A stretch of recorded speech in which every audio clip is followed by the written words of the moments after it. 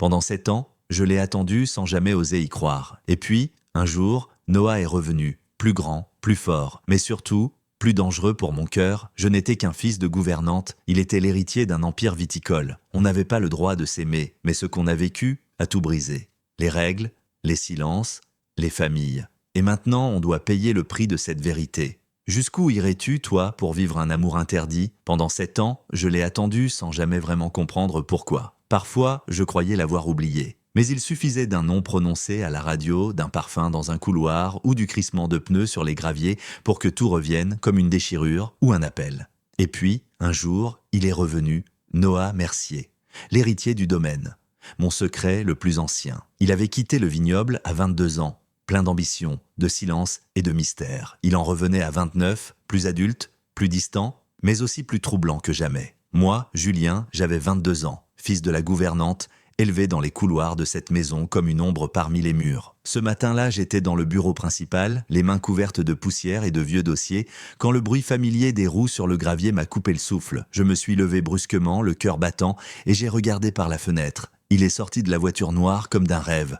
Grand, calme, assuré. Ses yeux ont balayé la façade, puis se sont arrêtés sur moi. Il m'a vu. Et il a souri. « Julien va l'aider ?» a dit ma mère en passant près de moi. Mes jambes se sont mises en mouvement avant que mon cerveau ne comprenne. En m'approchant de la voiture, j'avais l'impression que tout en moi hurlait. Sa voix a brisé le silence. « Tu as changé. Vous aussi ?» ai-je murmuré. Incapable de soutenir son regard, il a plissé les yeux. « Pas de vous. Tu me connais depuis toujours. » Ce ton, cette proximité, cette façon de prononcer mon nom, rien n'avait changé. Et pourtant tout semblait différent. J'ai attrapé ses valises, les mains tremblantes. Les jours suivants, je l'évitais ou j'essayais. Mais Noah semblait apparaître partout. À la cave, dans le verger, près des écuries, il me posait des questions banales, puis restait silencieux trop longtemps. Il m'observait. 3 jours plus tard, je le retrouvais par hasard dans la bibliothèque, je lisais un recueil de Lorca. « Tu aimes la poésie espagnole ?» a-t-il dit en s'approchant lentement.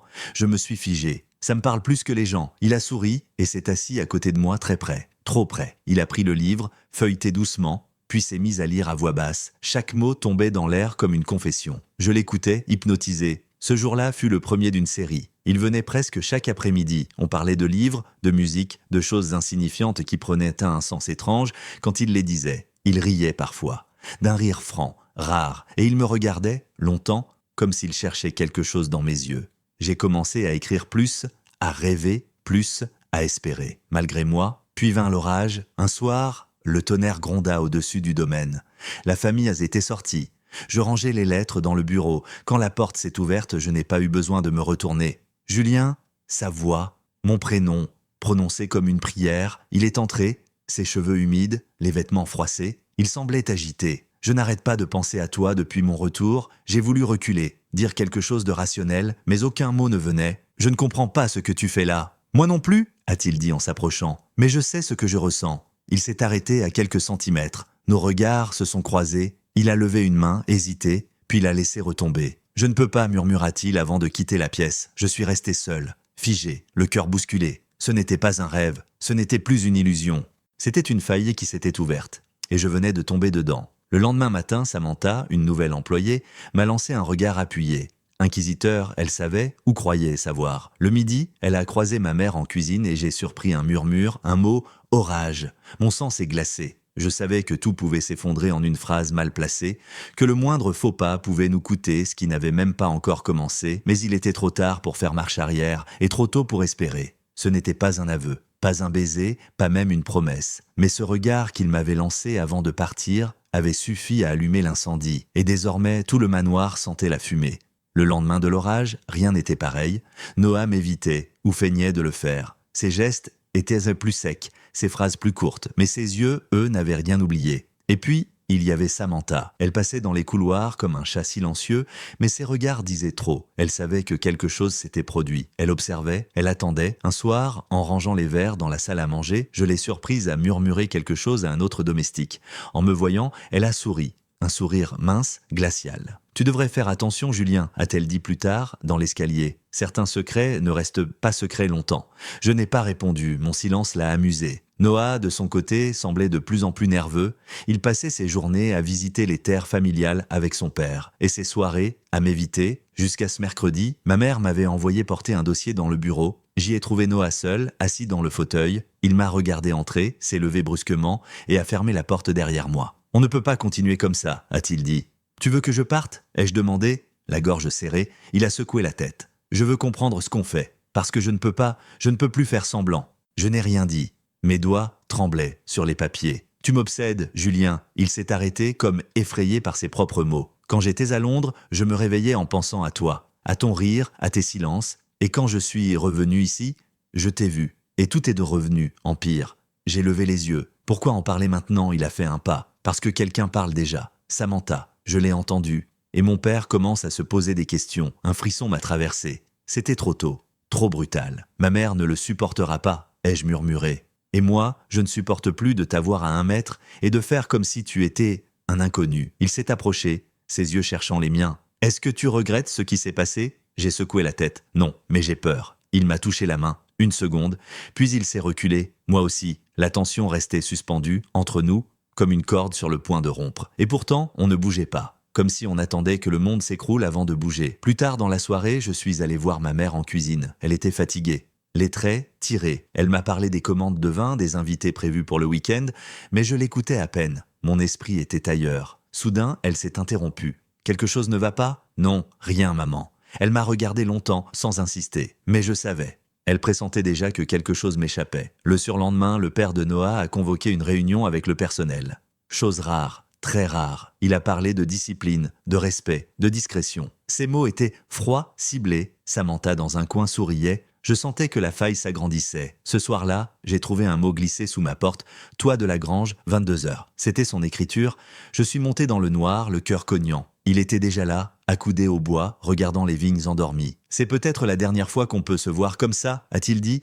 J'ai voulu protester. Il a levé la main. « J'ai un plan, mais tu dois me faire confiance. » Je me suis approché. « Dis-moi », il s'est tourné vers moi, les yeux brillants. « Je vais demander à être transféré au domaine du Sud, à Gignac. Là-bas, personne ne nous connaît. On pourra tout recommencer. » J'ai reculé d'1 pas. « Et ma mère ? Et ta famille ? On leur parlera, pas maintenant, mais bientôt. » Un silence. « Et toi ? Tu viendrais avec moi ?» Je n'ai pas su quoi répondre. Il a pris ma main cette fois plus longtemps. « Julien, il faut qu'on décide avant que d'autres le fassent pour nous. » J'ai hoché la tête, et pendant 1 seconde, il y avait de l'espoir. Mais je sentais déjà que quelque chose, ou quelqu'un, allait tout faire basculer. Elle n'a rien dit ce soir-là, aucun mot, aucun cri. Juste ce regard, comme si elle détenait une vérité capable de nous briser. Et elle a attendu son moment. Le lendemain du rendez-vous sur le toit, tout s'est accéléré. Noah m'évitait à nouveau. Mais cette fois, ce n'était pas par peur, c'était stratégique. Moi, je faisais semblant d'aller bien, mais mes nuits devenaient longues. Peu importe où je me trouvais, j'avais l'impression que Samantha était là, à mes pieds, à écouter, et puis c'est arrivé. C'était un matin calme. Le manoir semblait figé dans sa routine, jusqu'à ce que des cris retentissent depuis la cuisine. En descendant, j'ai reconnu la voix de ma mère. C'était rare, Claire ne criait jamais. « Comment oses-tu insinuer ça ? Demande-lui toi-même » a répondu Samantha d'un ton glacé. « Demande-lui où il était pendant l'orage. » Je suis apparu dans l'embrasure de la porte, glacé. Ma mère s'est tournée vers moi. Son visage, d'habitude si serein, était ravagé par la confusion. « Julien ? Qu'est-ce que c'est que cette histoire ?» Je n'ai pas eu le temps de répondre. Noah est entré dans la pièce, vêtu impeccablement comme toujours. Il s'est arrêté en constatant l'atmosphère. « Je crois que nous devrions parler en privé, Madame Claire. Et j'aimerais que Julien nous accompagne. » Un silence de plomb est tombé. Dans le couloir, en marchant vers la bibliothèque, j'ai senti sa main effleurer la mienne. C'était une façon de dire « Je suis là », mais ce simple geste pouvait tout ruiner. Dans la bibliothèque, Noah a fermé la porte. « Madame Claire, je vous dois la vérité. Ma mère, c'est raide. Elle n'a pas bougé. J'aime votre fils. » Silence. Ce n'est pas un caprice. Ce n'est pas une erreur. C'est une évidence que j'ai mise des années à comprendre. Ma mère s'est levée. « Monsieur Noah, je vous respecte. Mais ce que vous dites, ce n'est pas possible. Il ne s'est pas démonté. Je comprends votre choc, mais ce n'est pas une décision prise à la légère. » Elle s'est tournée vers moi. Ses yeux, emplis d'années de sacrifice, me transperçaient. « Julien, est-ce vrai ? » « Oui, maman, je l'aime, elle a blêmi. Tu ne sais pas ce que tu fais, sa famille qui ne laissera jamais passer ça. Tu jettes ton avenir en l'air, tu mets le mien en jeu aussi. » Avant que je ne réponde, la porte s'est ouverte brusquement. Henri Mercier, le père de Noah, entra sans prévenir, suivi d'Olivia, son épouse. « Puis-je savoir ce qu'il se passe ici ?» Noah s'est levé pour lui faire face. « C'est une affaire personnelle, père. » Henri a croisé les bras. « Je suis au courant de ce que cet employé a dit. Et si c'est vrai, a coupé Noah. Julien et moi sommes ensemble. » Le silence a duré une éternité, puis le claquement d'une gifle. Henri venait de frapper son fils, d'un geste sec, cruel. Je me suis avancé, mais Noah m'a arrêté d'un regard. « Tu n'es plus mon fils » a grondé Henri. « Pas tant que tu continues cette honte » Olivia s'est interposée. « Ça suffit. Tu défends ça, toi aussi ?»« Je défends mon fils. » Claire, tremblante, a murmuré. « Nous devrions partir, Julien. » Mais Noah s'est tourné vers elle. « Non, il reste, il est à ma famille maintenant. » Henri, furieux, a lancé. « Tu as jusqu'à demain pour quitter ce domaine. Je ne veux plus jamais te voir ici. » Ce fut le choc final, mais ce qui suivit fut encore plus inattendu. Olivia a murmuré. « Si Noah part, je pars aussi. » Henri a perdu ses mots. Elle ne l'avait jamais défié. « Faites ce que vous voulez » a-t-il lâché avant de quitter la pièce. Quand la porte s'est refermée, plus rien n'était comme avant. Ma mère s'est levée glacée. « Prépare-toi, on s'en va ce soir. »« Maman ? » ?»« Non, tu as tout détruit. » Mais Olivia s'est approchée doucement. « Personne ne te demande de partir, Claire. Mon mari dira ce qu'il veut, mais ce domaine, je le gère aussi. » Ma mère avait les larmes aux yeux. « Comment pourrais-je rester ici après ça ?» Olivia a simplement répondu « Parce que je comprends ce que c'est de ne pas être aimé comme on le mérite. » Noah s'est tourné vers moi. « On peut tout recommencer ailleurs, à Gignac. J'ai déjà écrit la lettre pour le transfert. Tous les regards se sont posés sur moi. Et j'ai compris qu'il fallait choisir. Entre la peur et l'amour, elle ne m'a pas regardé quand j'ai dit « je pars avec lui », elle a juste baissé les yeux. Et j'ai compris que dans ce silence, quelque chose s'était brisé entre nous. Ou peut-être que quelque chose venait de naître douloureusement. Je venais de prononcer les mots qui changeaient tout. Je pars avec Noah, ma mère s'est figée. Son visage n'a montré aucune émotion pendant quelques secondes, puis ses lèvres ont bougé. Alors je n'ai plus de fils. Elle a quitté la pièce sans me laisser le temps de répondre. Mon cœur cognait si fort que j'ai cru qu'il allait se briser. Noah a posé une main sur mon épaule. Il ne disait rien, mais sa présence tenait tout debout. Olivia s'est approchée. Elle a juste besoin de temps. Ce que vous vivez est immense et effrayant pour une mère. Je n'ai pas répondu. J'étais vidé. Le reste de la journée est passé dans un flou étrange. Je rassemblais mes affaires dans une valise usée. Chaque vêtement que je pliais était un adieu. À ma chambre, à mes habitudes, à l'enfant que j'étais, Noah passait de pièce en pièce, préparant son départ aussi. Son père avait laissé des instructions froides, qu'il quitte le domaine avant midi le lendemain. Henri ne voulait pas d'adieu, pas d'explication, juste un vide. Le soir tombait, quand on frappa doucement à la porte de ma chambre, c'était elle, ma mère. Ses yeux étaient rouges, elle restait sur le seuil. « Je ne suis pas d'accord avec ton choix, Julien, je ne le comprends pas. Mais tu es mon fils. » Elle a marqué une pause. « Quand tu seras prêt à revenir, je serai là, c'était tout ce qu'elle pouvait offrir. » Je l'ai accepté, les larmes aux yeux. Noah et moi avons quitté le domaine tôt le lendemain. Olivia nous a salués depuis le haut de l'escalier. Sa silhouette fine, droite, forte, elle n'a pas pleuré, mais ses yeux brillaient d'une lumière nouvelle. Ma mère, elle, n'était pas là, et c'était normal. Les blessures ont besoin de silence pour cicatriser. Le trajet vers Gignac s'est fait presque sans mots, mais ses doigts serrés autour des miens disaient tout. « Tu es sûr de toi ?» m'a-t-il demandé à un moment. J'ai hoché la tête. C'est le plus grand saut que j'ai jamais fait. Mais je préfère tomber avec toi que rester debout dans le vide. Il a souri, faiblement. Gignac n'était pas aussi grandiose que le domaine des Merciers. Mais c'était paisible, vraiment. Des vignes à perte de vue, des employés discrets, un silence rassurant. Nous avons été accueillis par le régisseur local, tout était déjà prêt. Une petite maison d'hôtes nous attendait, 2 chambres, mais une seule nous suffisait. Le soir même, alors que j'observais le paysage depuis la terrasse, Noah m'a rejoint. Je sais que tout est allé vite, trop vite peut-être, mais nécessairement, ai-je dit, il a pris ma main. Je ne sais pas ce que l'avenir nous réserve, mais pour la première fois, j'ai envie de me battre pour quelque chose qui n'est pas une entreprise ou un héritage. Et moi, j'ai envie de vivre sans me cacher. Nous avons passé les jours suivants à apprendre ce nouveau lieu.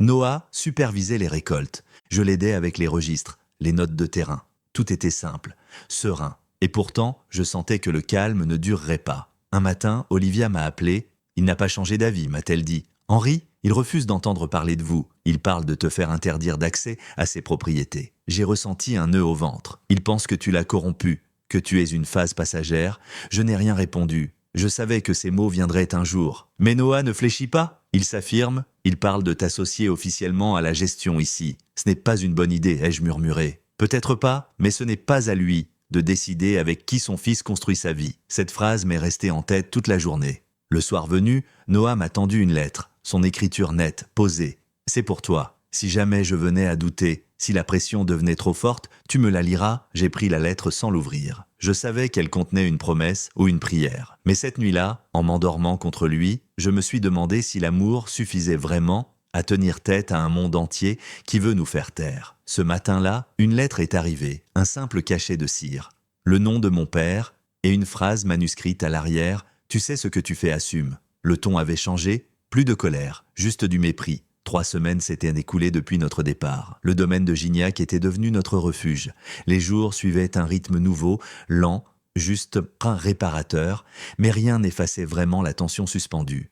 La lettre de Henri Mercier était courte, glaciale. À compter d'aujourd'hui, toute mention du nom de Noah Mercier dans la gestion du domaine principal est suspendue. Vous avez choisi, je choisis aussi HM. Noah l'a lu sans mot dire, puis il l'a posé sur la table. Ses doigts tremblaient à peine, mais je voyais son cœur s'effondrer en silence. Il me renie officiellement, a-t-il dit. Tu t'y attendais? Oui, mais ça fait mal quand même. Il s'est levé, a marché jusqu'à la fenêtre, puis s'est tourné vers moi. Est-ce que tu regrettes? La question m'a traversé comme une lame. Je me suis levé, lentement, et l'ai rejoint. Non, je regrette de ne pas l'avoir fait plus tôt. Ses yeux se sont remplis de quelque chose d'indéfinissable, ni tristesse, ni joie. Juste de la vérité. Les jours suivants, la nouvelle s'est répandue dans la région. Certains employés du domaine de Bordeaux avaient été transférés, d'autres avaient démissionné. Les rumeurs allaient en vite, trop vite. Un matin, je suis allé au marché du village, une femme m'a reconnu, elle a chuchoté à une autre. Les regards se sont tournés, certains curieux, d'autres hostiles. Quand je suis rentré, Noah m'a serré fort. On peut partir plus loin si tu veux?